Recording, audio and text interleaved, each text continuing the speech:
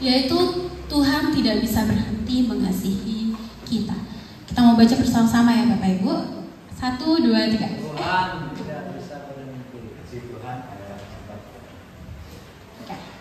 Tuhan tidak bisa berhenti. Tuhan tidak bisa berhenti mengasihi kita. Nah, Bapak Ibu tahu nggak sih kenapa sih Tuhan tidak bisa berhenti untuk mengasihi kita? Ada yang bisa jawab? Yes. Kenapa Tuhan nggak mengasihi orang yang penuh hikmat aja? Kenapa Tuhan nggak mengasihi orang yang nggak berdosa aja? Tapi nyatanya Tuhan mengasihi orang-orang yang berdosa, yang penuh kekelaman pada masa lalu. Benar gak sih? Benar. Yes. Benar. Karena kenapa? Tuhan tidak bisa berhenti untuk mengasihi kita itu. Amen. Kita mau lihat di slide selanjutnya. Kenapa sih Tuhan tidak bisa berhenti untuk mengasihi kita? Yaitu kasih Tuhan adalah sifatnya, bukan pilihan sementara. Di dalam 1 Yohanes 4 ayat yang ke-8, boleh seorang bacakan untuk kita semua?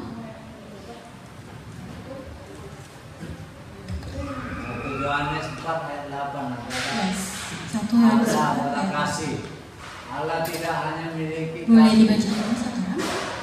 1 Yohanes 4 ayat 8.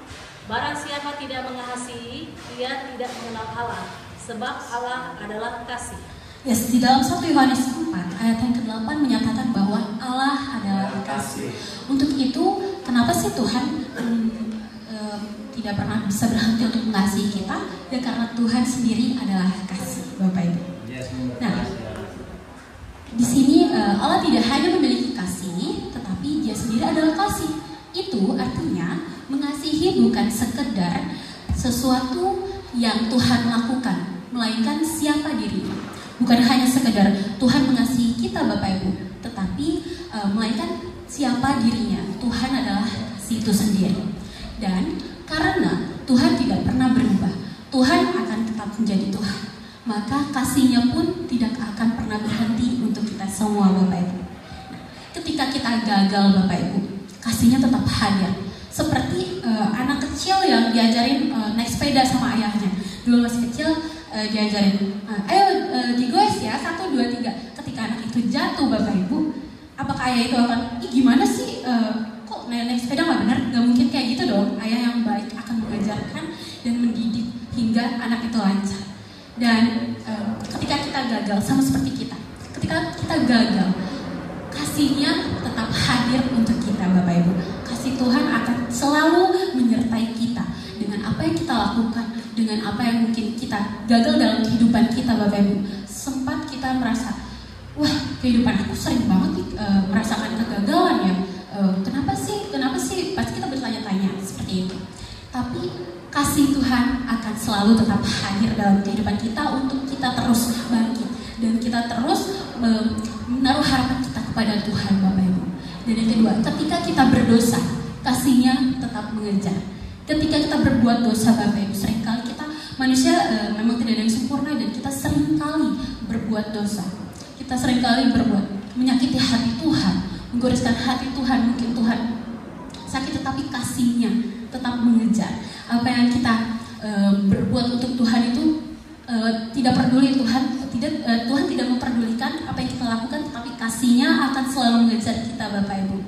Dan ketika kita menjauh, kasih-Nya tetap mencari.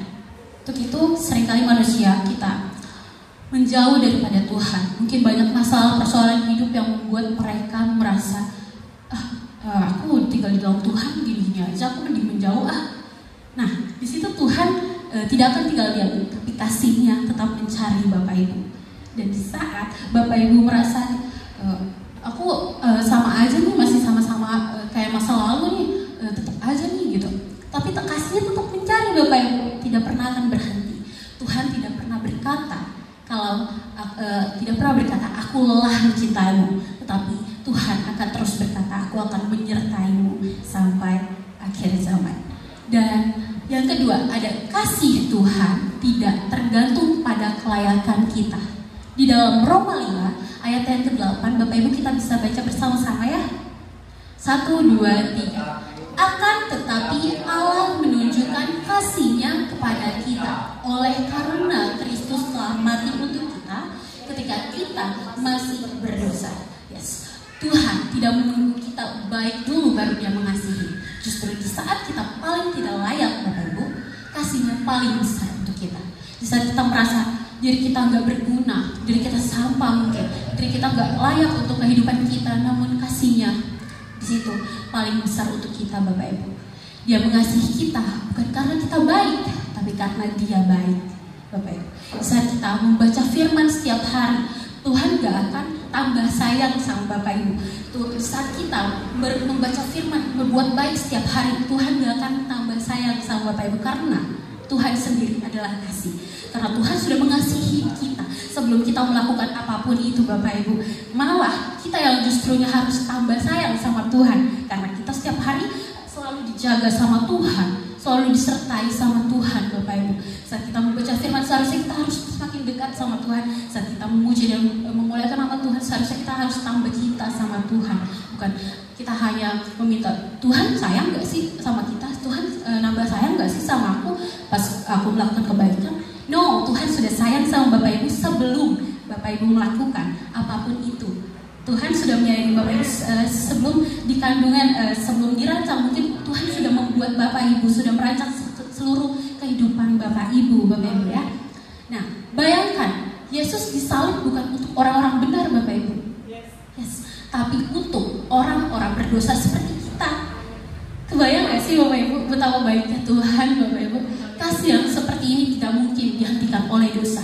Katakan amin. Amin. Justru kasih itu masuk ke tengah lumpur dosa untuk menebus dan mengangkat kita semua. Amin. Yes. Yang ketiga, Bapak Ibu, kasih Tuhan nyata dan terus bekerja dalam hidup kita. Di dalam Mazmur 23 ayat yang ke-6, kita membaca bersama-sama lagi, Bapak Ibu. 1, 2, 3. Kebajikan dan kemurahan belaka akan mengikuti aku seumur hidupku, dan aku akan diam dalam rumah Tuhan sepanjang masa. Yes. Kasih Tuhan tidak hanya ada di masa lalu, di masa depan, tapi juga hari ini, Bapak Ibu. Yes. Boleh dibilang Tuhan juga ini. Bahkan di masa depan kita, kasih-Nya tetap menyertai kita, Bapak Ibu. Percaya itu, Bapak Ibu. Saat kamu sakit, kasih Tuhan selalu menopang. Bapak Ibu pernah merasakan sakit, pasti kita semua ya. Tuhan pernah di situ Tuhan, tangan Tuhan menopang untuk kita, Bapak Ibu. Kita merasakan mungkin pusing, sakit pegel, tapi kita berdoa. Saat kita berdoa, Bapak Ibu, kita selalu merasakan hadirat Tuhan di dalam tubuh kita. Mungkin, wah, ya habis berdoa kok rasanya kayak plong gitu. Itu adalah kasih Tuhan yang selalu menopang, Bapak Ibu. Saat Bapak Ibu hancur, kasih-Nya membelum. Di saat Bapak Ibu merasakan kehancuran mungkin di dalam kehidupan Bapak Ibu, merasa aku hancur nih, sedang hancur, patah semangat, mungkin ada pengharapan yang mungkin belum terselesaikan atau masih ada hambatan gitu, Bapak Ibu. Tapi kasih-Nya tetap memeluk, Bapak Ibu harus percaya itu. Dan saat Bapak Ibu merasa sendiri, kasih-Nya akan selalu ada, Bapak Ibu. Kasih Tuhan itu seperti matahari loh.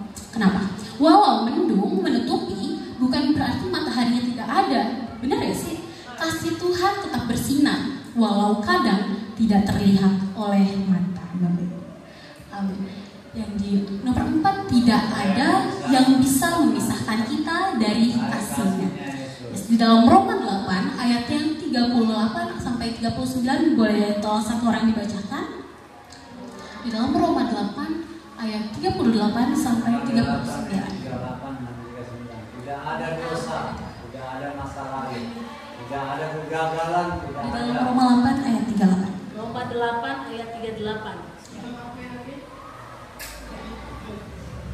Aku yakin bahwa baik maut maupun hidup, baik malaikat maupun pemerintah, baik yang ada sekarang maupun yang akan datang, atau kuasa-kuasa baik yang di atas maupun yang di bawah, ataupun suatu makhluk lain, tidak akan dapat memisahkan kita dari kasih Allah yang ada di dalam Kristus Yesus Tuhan kita. Amin. Tidak ada yang dapat memisahkan kita, Bapak Ibu. Tidak ada dosa, tidak ada masa lalu, tidak ada kegagalan, tidak ada setan, tidak ada trauma yang bisa membuat Tuhan berhenti mengasihi kita. Katakan amin, Bapak Ibu. Yes. Bahkan saat kita tidak merasa dikasihi oleh siapapun. Pernah dong kita merasa tidak dikasihi sama seseorang ataupun sama keluarga ataupun sama siapapun itu, tapi kasih Tuhan tetap bekerja dalam kehidupan kita, Bapak Ibu. Yes. Kadang kasihnya tidak terasa nyaman, tapi selalu membawa pemulihan. Kadang kasihnya tuh seperti kayak, Tuhan ini apa sih gitu. Kita sering bertanya-tanya, emang bener ya Tuhan mengasihi aku? Kok kayak gini sih Tuhan caranya? Emang kayak gini cara Tuhan mengasihi kita? Terkadang rasa sakit yang Tuhan kasih itu untuk membuat kita belajar, untuk membuat iman kita semakin kuat untuk di dalam Tuhan, Bapak Ibu. Dan Tuhan akan selalu membawa pemulihan dan bukan kecelakaan, Bapak Ibu. Yes, kita harus imani itu, Bapak Ibu. Dan kasih Tuhan selalu baru. Yes. Di dalam Ratapan 3 ayat yang ke-22 sampai 23 boleh dibacakan lagi? Ratapan 3 ayat 22 sampai 23. Kita mau sama-sama belajar, Bapak Ibu. Bahwa kasih Tuhan tidak akan pernah bisa berhenti dalam kehidupan kita. Ratapan 3 ayat 2 yang ayatnya dipilih. 22 tak berkesudahan kasih setia Tuhan, tak habis-habisnya rahmatnya. Ayat 23 selalu baru setiap pagi, besarlah kesetiaan Tuhan. Amin. Kasih Tuhan selalu baru setiap paginya. Kita merasakan itu ya Bapak Ibu. Setiap pagi kita merasakan kasih Tuhan selalu baru. Saat kita membaca firman di setiap pagi, kasih Tuhan kayak menggebu-gebu gitu, membara di setiap pagi kita gitu Bapak Ibu. Setiap hari Tuhan memberi kita awal yang baru, pengampunan yang baru, kekuatan yang baru, dan pengharapan yang penuh dengan kesukaan Tuhan. Dan Bapak Ibu, jika hari ini Bapak Ibu merasa tidak layak, merasa sendiri, merasa gagal, ingatlah ini Bapak Ibu. Tuhan tidak akan pernah bisa berhenti untuk mengasihi Bapak Ibu. Yes, untuk selama-lamanya Bapak Ibu ya. Dan kita mau lihat aplikasi dan ajakan apa yang dapat kita pelajari pada hari ini Bapak Ibu. Yang pertama, jangan lari dari kasih Tuhan. Biarkan Tuhan memulihkan hatimu. Yes, bisa kita hancur Bapak Ibu. Terkadang kita sempat berpikir pengen lari aja, nggak mau deket sama Tuhan, aku kecewa sama Tuhan gitu. Tapi untuk sekarang jangan kayak gitu ya Bapak Ibu, karena kita sudah tahu bahwa Tuhan tidak akan pernah berhenti untuk mencari dan memulihkan kita kembali Bapak Ibu. Tuhan akan tetap mencari walaupun Bapak Ibu mau lari kemanapun itu, Tuhan akan tetap mencari Bapak Ibu. Karena bukan kita yang memilih Tuhan, tetapi Tuhan yang memilih kita. Amin Bapak Ibu. Biarkan Tuhan memulihkan hatimu. Tuhan akan memulihkan hatimu hingga sembuh dan pulih Bapak Ibu. Tenang, jangan berpikir yang lain-lain terlebih dahulu Bapak Ibu. Dan yang kedua, beritakan kasih ini kepada orang-orang yang mungkin merasa tidak layak atau ditolak. Bapak Ibu bisa kesaksian dalam lewat kehidupan Bapak Ibu. Mungkin Bapak Ibu memiliki satu kesaksian yang mungkin menguatkan orang-orang yang mungkin merasa tidak layak atau ditolak sama dunia Bapak Ibu. Tapi Bapak Ibu bisa beritakan, mungkin saya juga pernah kok dulu, tapi saya punya Tuhan, saya bisa dikuatkan dan dipulihkan hingga sekarang Bapak Ibu. Yes. Dan yang ketiga Bapak Ibu, balas kasih itu dengan hidup yang taat dan mengasihi orang lain. Amin. Dan Bapak Ibu, saya punya satu kayak cerita gitu, bahwa simbol salib itu bukan biasa-biasa aja, tetapi ada artinya loh. Ada yang tahu nggak? Arti salib, tanda salib itu vertikal dan horizontal. Vertikal dari garis lurus dan horizontal ke samping. Nah, untuk itu ada artinya bahwa garis lurus ke bawah itu hubungan kita dengan Tuhan. Dan vertikal, horizontal, garis ke samping berhubungan manusia dengan manusia lain. Untuk itu dalam maknanya adalah saat kita mau hubungan kita sesama manusia baik-baik saja, perbaiki hubungan kita terlebih dahulu dengan Tuhan Bapak Ibu. Yes, saat kita memperbaiki hubungan kita dengan Tuhan, saat kita mau membangun hubungan intim lagi sama Tuhan, di situ hubungan baik sesama manusia kita akan terjaga. Bapak Ibu percaya itu, karena kasih Tuhan begitu besar bagi kita semua Bapak Ibu. Amin. Yes. Dan ya, selesai. Terima kasih. Itu berikut adalah khotbah yang saya sampaikan.